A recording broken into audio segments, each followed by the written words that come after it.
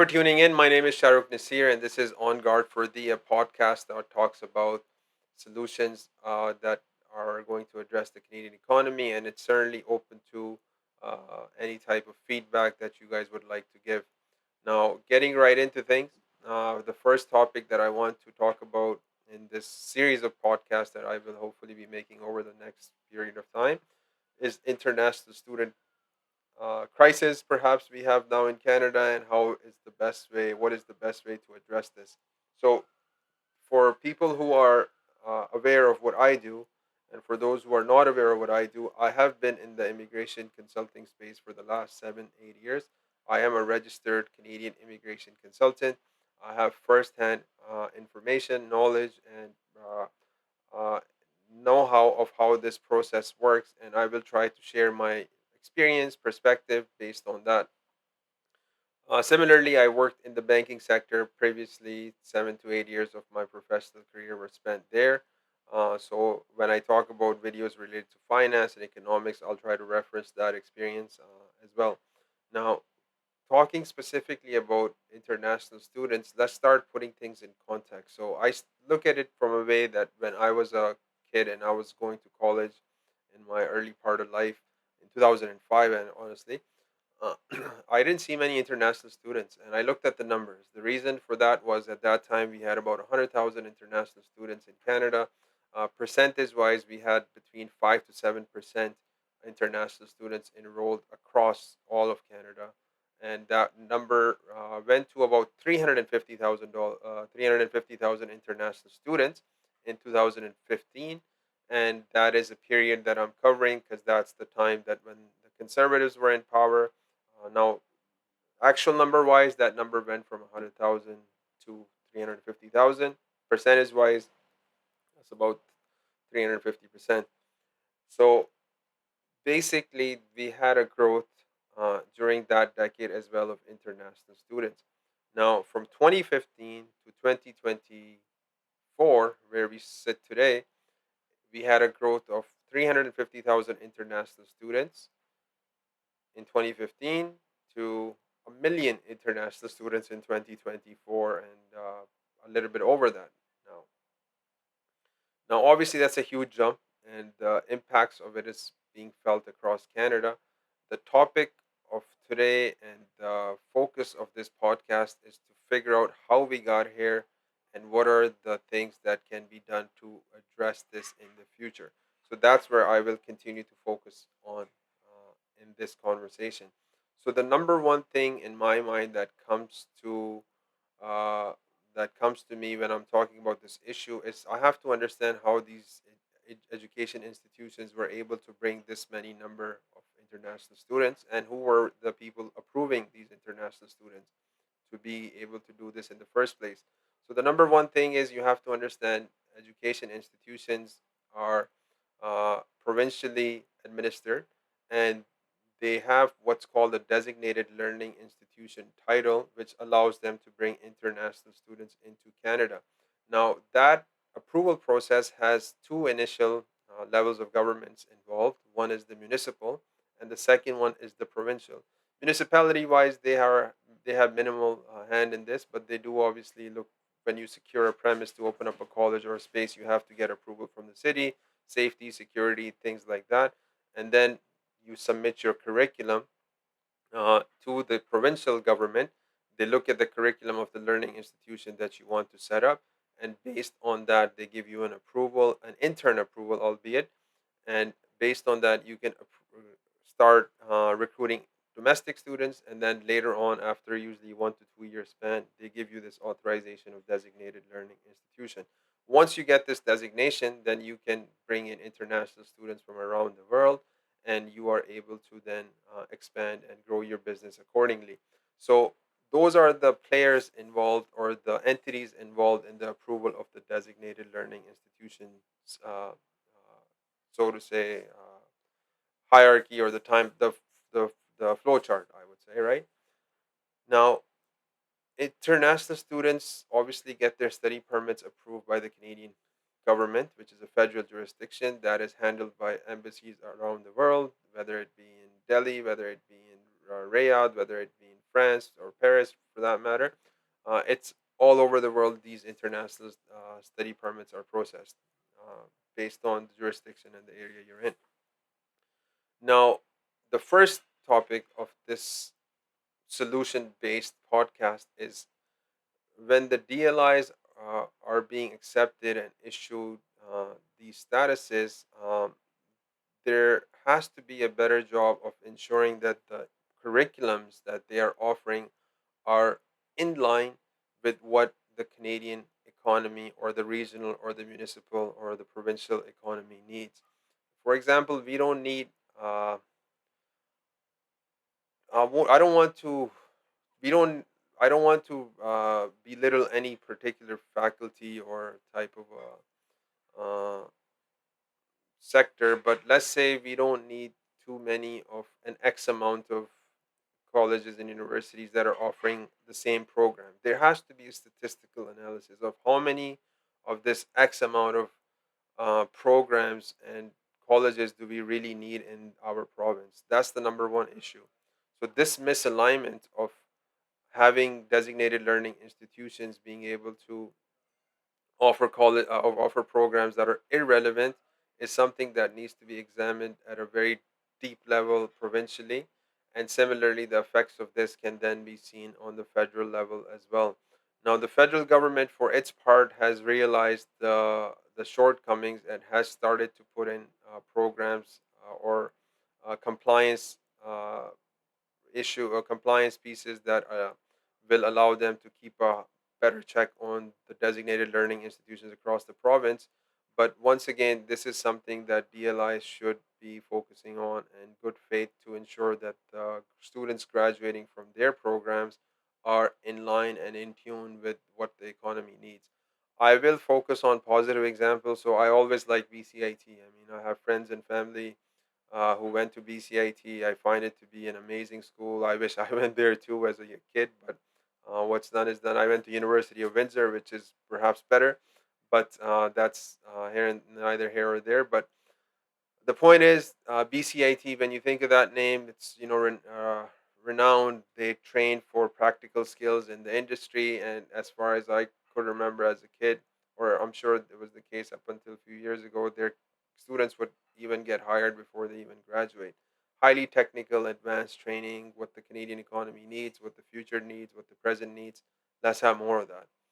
Um, Now, what we don't need is what we don't need, and I'm sure you guys are smart enough to understand what I mean by that. I don't want to belittle any particular type of diploma because it certainly could be useful. So there has to be an analysis, though, and there are brains, there are resources in various government sectors that can dig deeper and apply this at a level that is uh, impactful in a positive manner to the Canadian economy. So that's the number one takeaway I would say from the international student experiment. Number two, the commission structure. Now, I am an immigration consultant. I have been doing this for the last 7 to 8 years. You guys can check out my company. It's Nobility Canada Immigration Services. For those who understand the word, I am nobility. There's a reason why I named the company that back in 2018 because I wanted to bring people who were going to make a noble contribution to this country, and I still focus on that, by the way. But essentially, what I want to talk about is my experience when dealing with international students and the layers of different agents that international students come across before they apply and come into Canada. So the first thing, guys, you have to understand, starting from the DLIs, is these DLIs pay commission, right? A lot of them pay commission to agents, education consultants, immigration representatives, immigration consultants to bring an X amount of students in their particular college or university. To me, that's a very strange practice. I find that to be personally a conflict of interest, which is why if you guys go through my past, you'll see that I'm not someone who talks too much about it. And if I do, I always try to talk about study permits in line with the Canadian economical needs. Because if I am someone who gets commissioned to put a person in a, let's say, level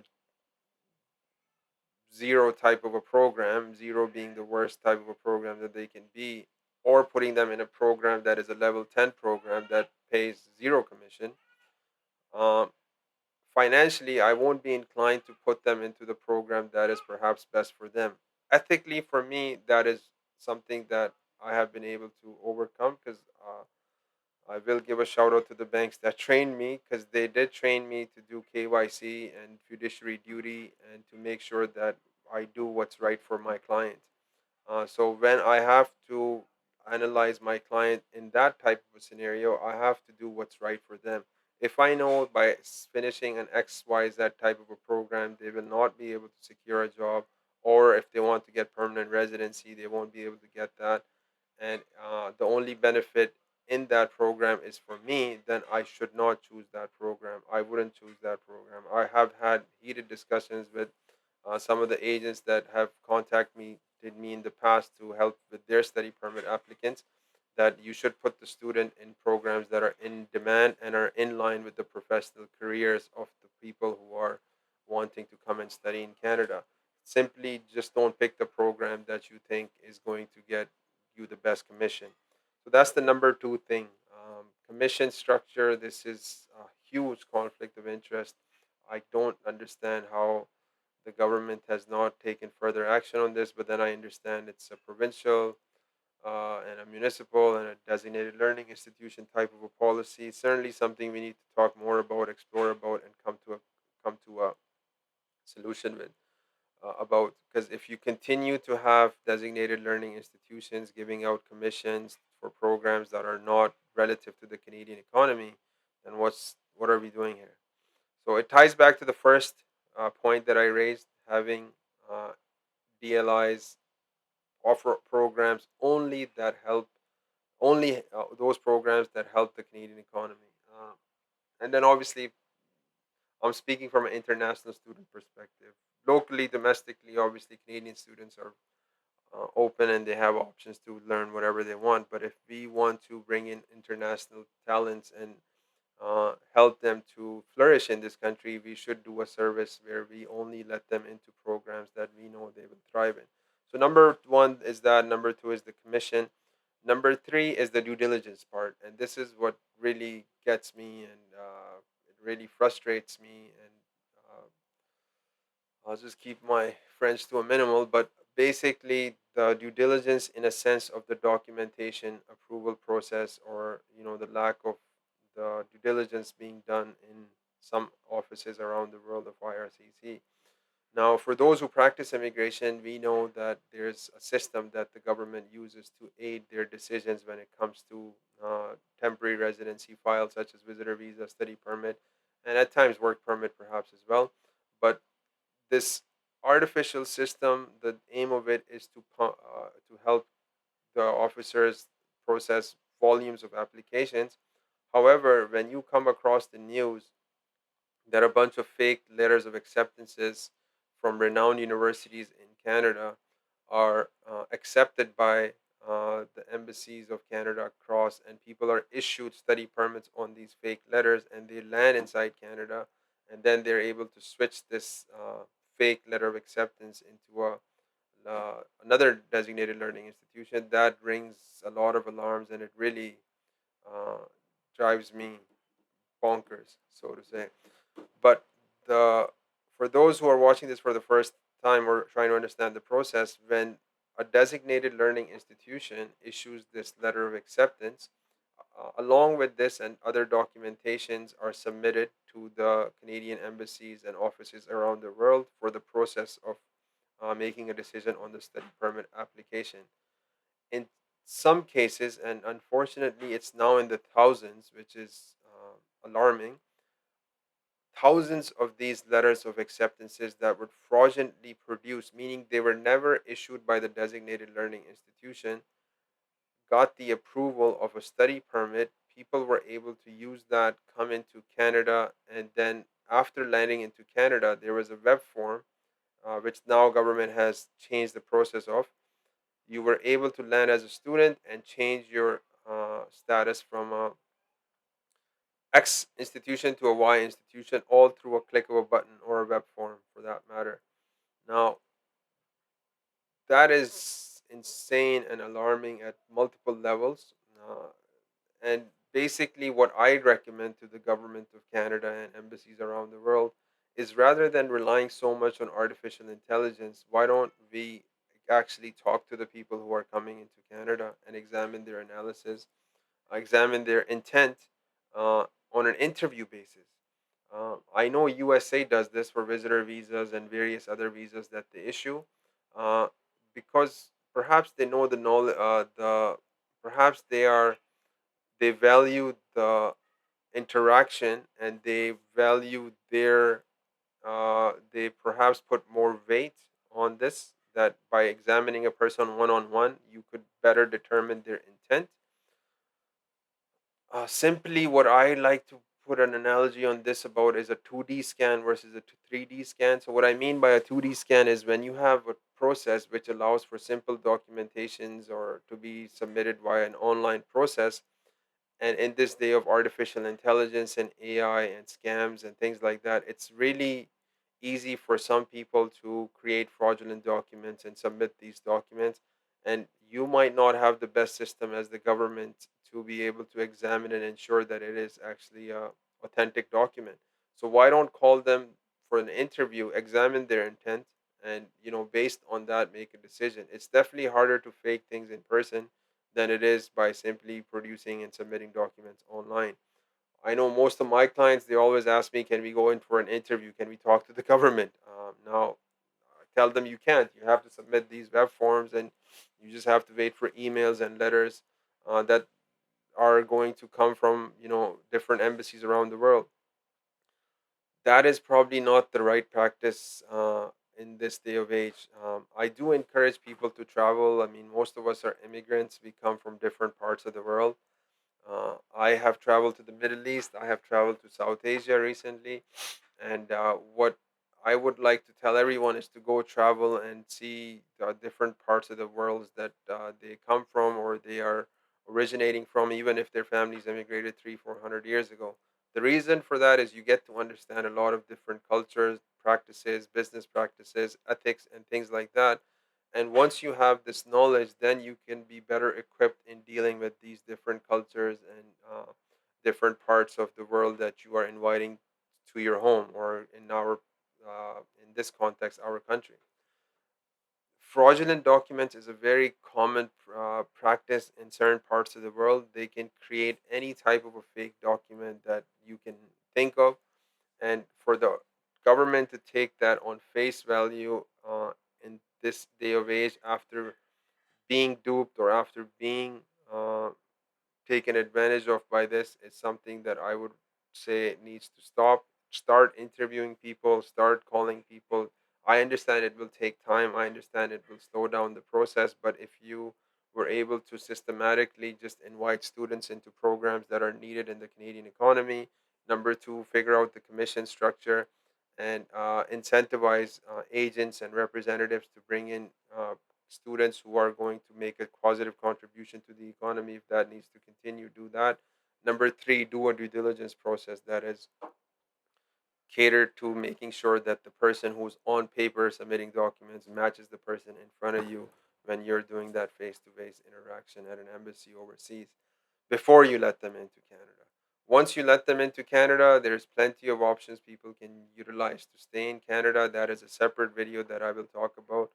But today's video, I will try to conclude it here, that international students were in Canada, they're welcome in Canada, but Canada needs to understand how uh, they can bring in the international students that's right for this country and that will help to grow this country and to ensure that the service that is being provided to them is also good for them and good for all of us living in Canada. So thank you for tuning in. I hope you enjoyed this opinion of mine or this podcast of mine. If you want to share your thoughts, if you agree, disagree, if you have other ideas, let's connect. If you have channels and access to how we can make this change, let's make this change. I am all about making sure that we focus on solutions and to make sure that we don't repeat the mistakes of the past uh, going forward. Thank you for tuning in, everyone. Enjoy the fresh air. Enjoy this country. It's beautiful. It's great. Travel so you get a comparison of how good this country is. And don't let negative thoughts and negative perceptions make you think that this country is any worse than uh, at all. So it's a beautiful country. We'll stay in touch. We'll talk more. And I look forward to making more videos like this. Take care, guys. Bye for now.